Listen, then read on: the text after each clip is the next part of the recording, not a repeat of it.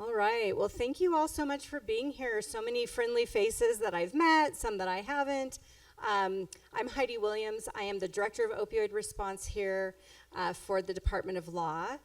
And the Attorney General and I just want to welcome you and thank you so much for being here. I know some of you traveled quite far, but no worries. We have lots of fun stuff to do in Denver. So just want to really quickly introduce Commissioner Andy Kerr. He is part of our Abatement Council, and he's going to tell you a little bit more about that, and then I'll be right back. Great. Thank you, Heidi.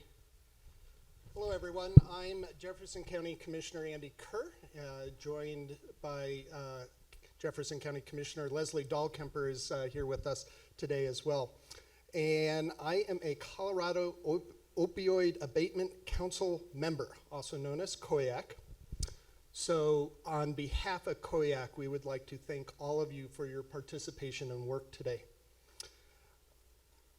And with that, also to welcome you to today's first Colorado Opioid Abatement Conference. So you may be wondering, what is COIAC and why are they hosting this conference today? COIAC is the governance council that was set up in the Colorado Opioid Memorandum of Understanding to provide oversight to the regional and infrastructure opioid settlement funds. Along with Nancy Rogers, I represent the cities and counties on the I-25 corridor. We also have a city and county representative for the Western Slope and as well the Eastern Plains of Colorado.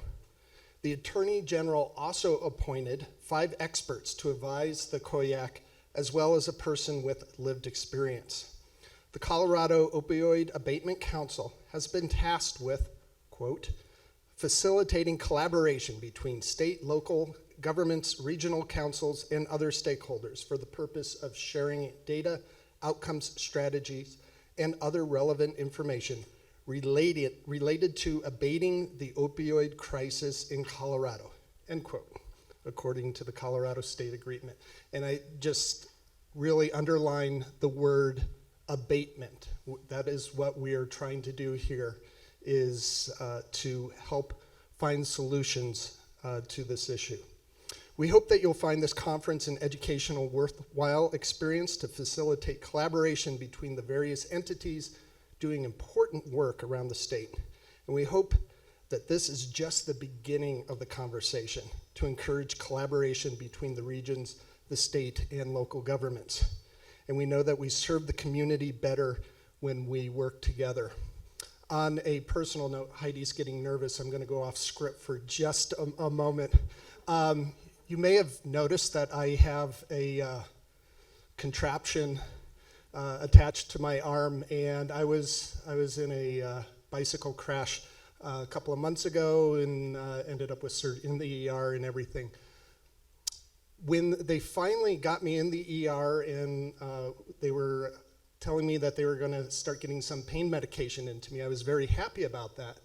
And my wife happened to ask, what kinds of pain medication are you giving him? And we were both surprised when they just kind of matter-of-factly said, oh, we're going to give you some fentanyl. And with the work I've done here and the work that we've all been doing, I was a little surprised that they were just going to put fentanyl up in my arm without having a discussion about it. We did have a discussion. There was no malintent there or anything, but I was surprised that that conversation wasn't going to take place first. So back on script, Heidi. If you have any more questions, please feel free to catch me or other COIAC members during the networking break. We can easily be identified with badges that have a blue ribbon. I don't have a blue ribbon, so don't ask me. Again, welcome as we kick off our first ever Colorado Opioid Abatement Conference. Thank you. Thanks, Commissioner. Somebody needs to get him a blue ribbon. This is our first one. I think it's going okay so far. We have only forgot a blue ribbon. And it seems like Zoom is now working. So everybody keep your fingers crossed. All right, I'm going to go through a few things here. the first most important thing is, where are the bathrooms? The bathrooms are out these doors, and just pretty much across. You can get to them from 2 different hallways. So there's more. If you go down to the elevators, take a right. All the way down on the right-hand side, there's restrooms. So on the breaks, if there's too many people in the women's line, that's where you can go. All right. This is our Wi-Fi code. We don't know who comes up with these codes, but they're always very interesting. We do have some signs around. I'll give you a second to take a picture of it, because it's not one you're going to easily remember. All right, 3, 2, 1. Everybody good? There's some signs on either side too, so feel free to walk up and take a picture at any time to turn your light. All right.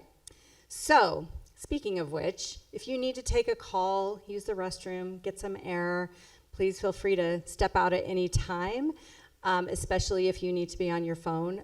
We'd appreciate that. If you do need to step outside, just remember you do have to come back through security, so give yourself some time for that. There is a speaker prep room. If you're a speaker, you'll go down by the snacks and take a left, and it's just through that open door. And then we do have charging stations in the very next room. That's also where lunch will be. So if you need a little charge, feel free to just step in there. There is power. We don't have charging cords, so hopefully you have those. I'm sure somebody in the room will have one that will work on your phone, though, so feel free to ask. Okay, great. So as I mentioned before, I'm Heidi Williams, Director of the Opioid Response Unit. I want to introduce my team. Jamie Feld right here. She's our Deputy Director. She's our resident expert on all things opioids. Jack Patterson, I don't know if he's in the room. Oh, there he is, clear over there. Jack is our program assistant and keeps us all on track. Dan Gravy is back in the back. He's the program assistant and office manager for the Division of Community Engagement, which is where Opioid Response Unit sits. And then if you are an intern or a part of Department of Law, can you just stand up and be recognized? We've had so much help from everybody. We're just so thankful. And there's a lot more out in the hall. So thank you all so much for being here. I just wanted to go over just a couple of things. And I know Jack gave me the numbers, but I didn't totally memorize them. But I wanted to give an update on where we are on the opt-outs, opt-ins. This really applies to the local governments in the room. We have only 46 left to get. So we are well over 2/3 of the way there. So if you are a local government and you're wondering if you guys have opted out or opted in to receiving the settlement funds, you can see me, Jack, or Jamie at one of the breaks, and we can look that up for you. We did have someone who was supposed to speak on diversity, equity, inclusion. She was unable to attend.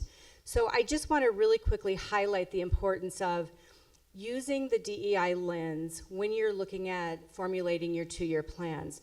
Think about your populations, your communities, and the folks in your communities who may have trouble accessing healthcare, accessing treatment, accessing mental health care. And just be thinking about that as you're putting together your 2-year plan.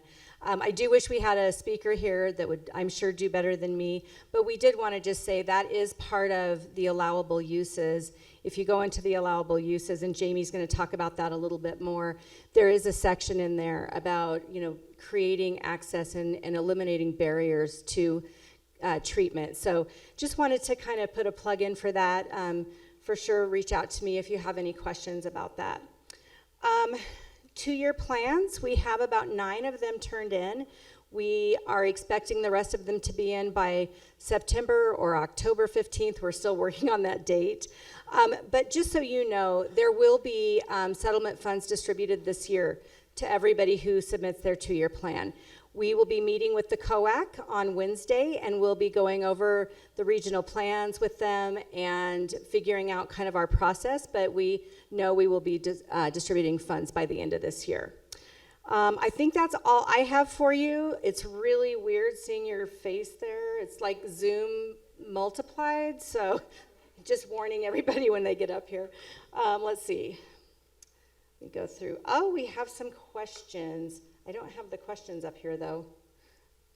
Hang on a sec. Are you guys going to put those questions up on the screen? So if you all could go to minty.com and use that code. See, I just got ahead of myself. It was on the right slide. We're just going to do some polling throughout the day, so if you could keep that up on your phone, it's pretty easy to get to. And type in that code. We'll give you a few minutes here. It's just on a web browser. Just go to like Chrome or Safari or whatever you use. I'm not an Apple person, so you can ridicule me later. We don't have Safari. All right, the code is up here on the top, so thanks for answering those questions. We'll kind of let it roll here for a second. Jamie and I love animals, so we put lots of cute animals on these. So there's more.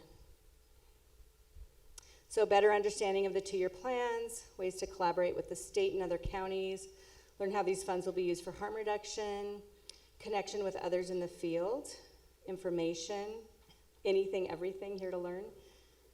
Networking with communities in order to best allocate settlement funds. Meeting people in person instead of Zoom. We do have some people on Zoom, but we have a lot of people in the room, so that's exciting. Hoping to understand the initiatives in Colorado to support those struggling with opioid addiction and networking.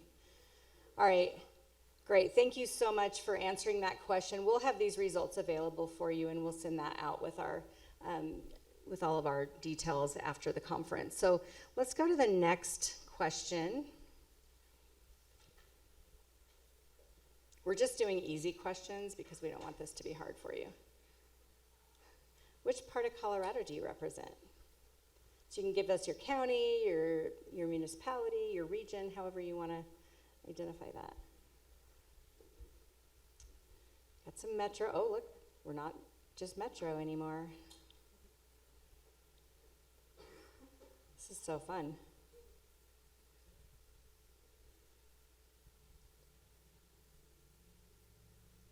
We have statewide partners, Greeley, Grand Junction, Adams County, that's where I'm from. It's a little bit bigger. Probably all of my Adams County peeps are here to see me. There's Steve in the house. Yep. Got our Thornton Council member in the house. All right, great. Well, thank you for answering those questions. Really appreciate it. We'll go back to the slideshow. And we're going to move right on and give the mic to Jamie Feld. She is going to do our next session.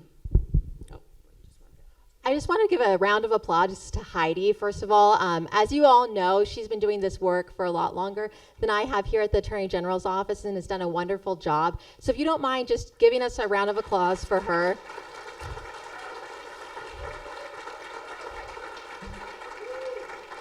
I see a lot of cheers too, so our director and fearless leader.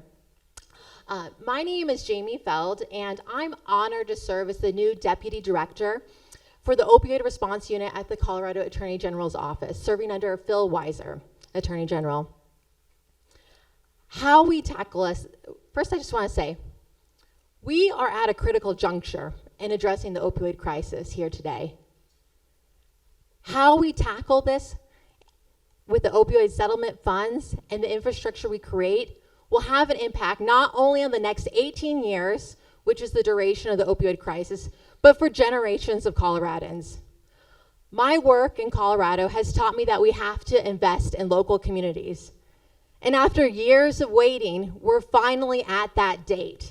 Another round of applause.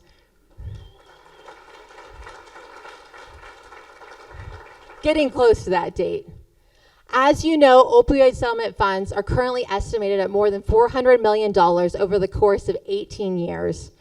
80% is going directly to local and regional communities.